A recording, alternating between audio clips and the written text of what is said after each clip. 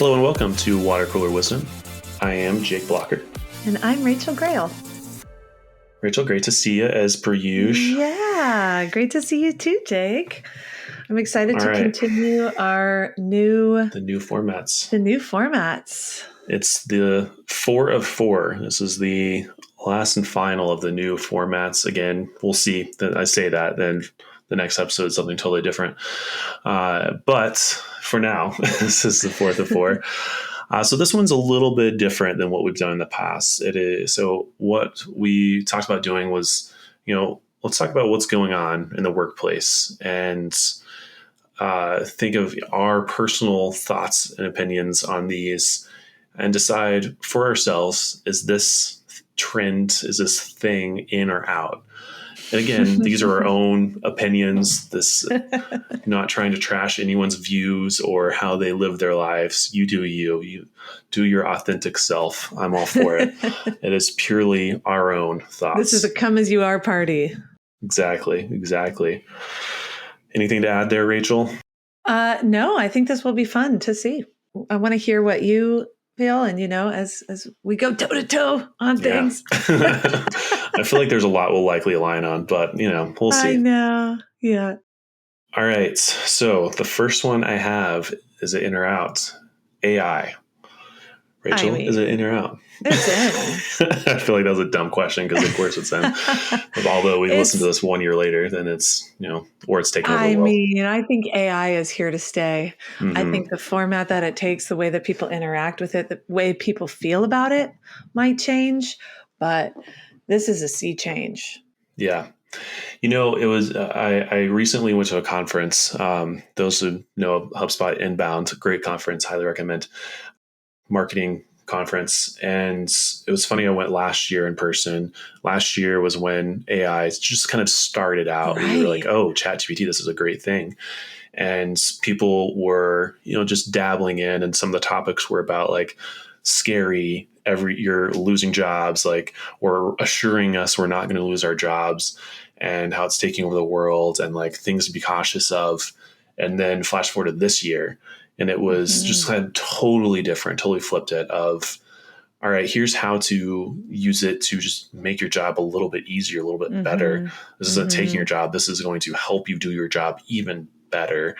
And even to the point where last year, again, it was funny of like, use ChatGPT to create all this different pieces of content, create a blog and create like a webinar, a million things from this one piece of content, this one prompt, to where now it's like, people can tell if something is GPT.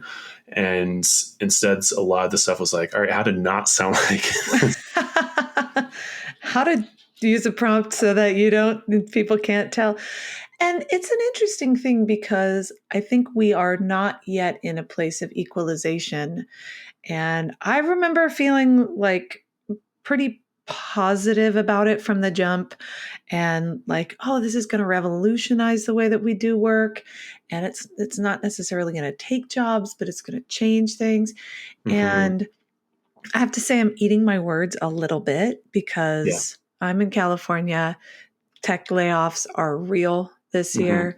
It's hurting people. And they're not saying it's because of AI, but it, I think, is a function. And so I do believe that there will be an equalization.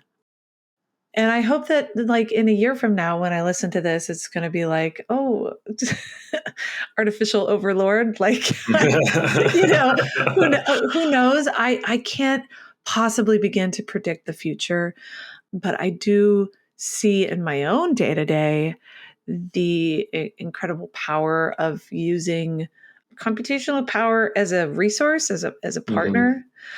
I mean, this could be a big segue, but also there's an incredible environmental impact of these servers and what's happening. So I don't know. There's a lot of factors. This can of worms is open, though. I think it's here to stay. I completely agree. I think of even just how I used Google for so much and how I was researching just basic things of in my daily life of how do I do this, or I'm having this issue, what is it, or whatever it may be. And now my nature is just go to ChatGPT, which I have on my Mm-hmm. phone. I have as a desktop app. I have Yeah. all my different GPTs that help me with various things that I do in life. And I go to it first. That's my Yeah. first stop, is to ask it, what is this? How do I fix this thing in my house? Whatever, all those Oh, questions. yeah. I got an incredible solution for hanging curtains in a long span from ChatGPT. I love that. I have it. I have some workouts. I have one of my workouts that's just pull up and push ups, and you have to do certain reps. And I have it count. I'm like, all right, when I'm going to do pull ups first, push ups second, and give you each number, and just Amazing. count for me. Yeah. And it's The other great. day, I took a picture of my refrigerator. And maybe Mhm. you were the one that hipped me to this and was like, what can I make for dinner that's kind of healthy?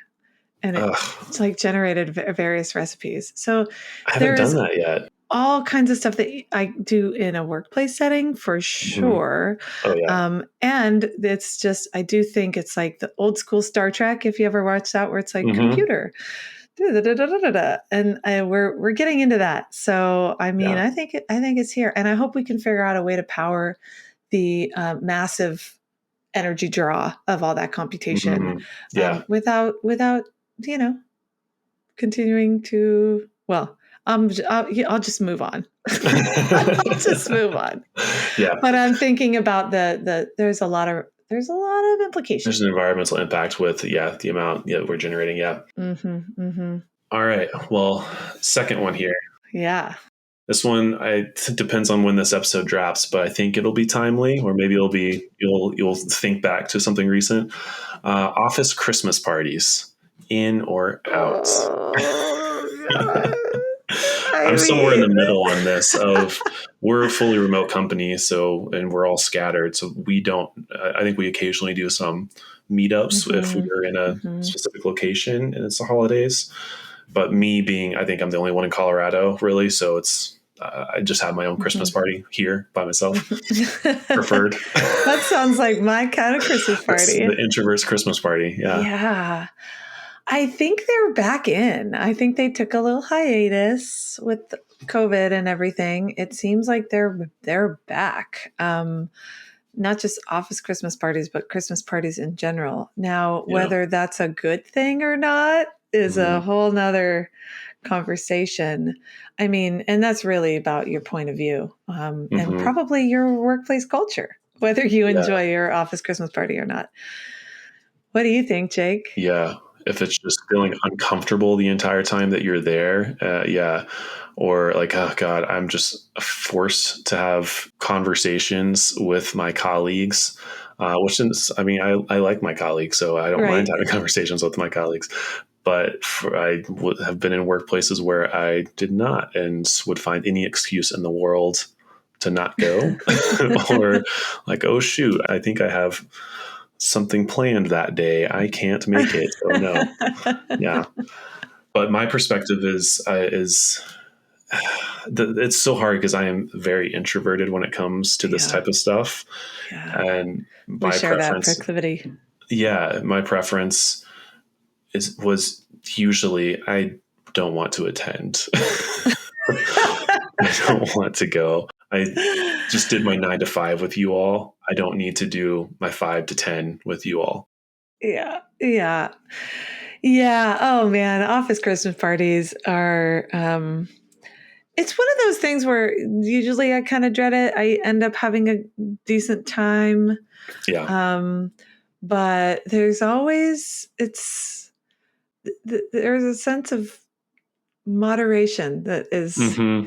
I think not Yeah. always at play, which can kind of be well, yeah, it's funny because everybody's there and they're trying to gauge like how much openness do I want to bring to Hmm. this event?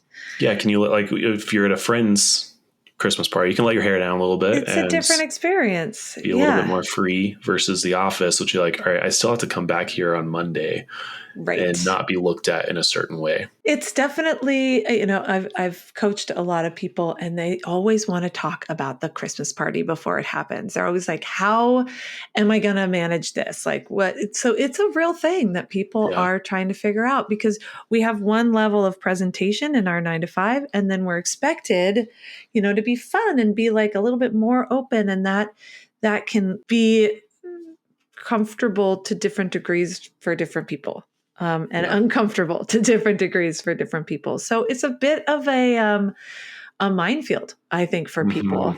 And sometimes that pays off because you do have opportunities to have conversations that allow you to build relationships that are meaningful, that do support your work Truly. relationships.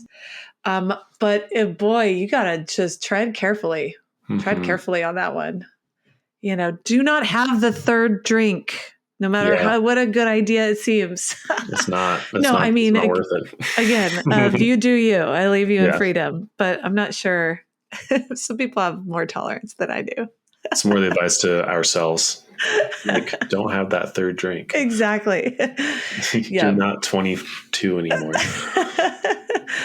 All right. What's next? Did we cover that All one, do you right. think? I think so. All right. The next one is the good old hybrid workplace. Ah, yes. I love that we can say the good old hybrid Good workplace. old Like, can hybrid you workplace. imagine 5 years ago, you would not be saying good old, but yeah, here it is. No, Now also you like can. what is hybrid workplace? Yeah, I think, I think to some capacity it's here to stay. Just like remote work is going to be a part of our lives, whether you're experiencing it or not experiencing it, someone else works it. Hmm. And a lot of friends I have who went fully remote, like they were fully in office pre-COVID and went fully remote during COVID, of course. They would have never had the ability to even experiment that, even think of a Right. hybrid workplace had they not been fully remote and shown like, hey, we can do this. So I think it's kind of a staple of a workplace now. And there was the time I think our very first podcast episode was around the return to office, Yeah. Yeah. I and that think it was almost was. a year ago. And we saw that mandate just rolling through, people just being forced back to the office, still happening here and there. But maybe I'm out of it and just don't know. I feel like that's kind of stopping, and there's been somewhat of a compromise. All right, we'll at least do hybrid. So whatever a company policy is for that could be, Thursday, Friday is at home, the rest of the week in office, or your own schedule. And they kind of Well, have to do that because a lot of people do not want to go to an office full time anymore. well, and also I think a lot of businesses don't want to say that if you're feeling a little bit under the weather, stay Hmm. home and don't work. It's no Yeah. longer the lines are no longer black and white. And so if people are working from home when they have a little head cold, then it's hard to justify not working from home at all. So I agree with you that the hybrid workplace is here to stay.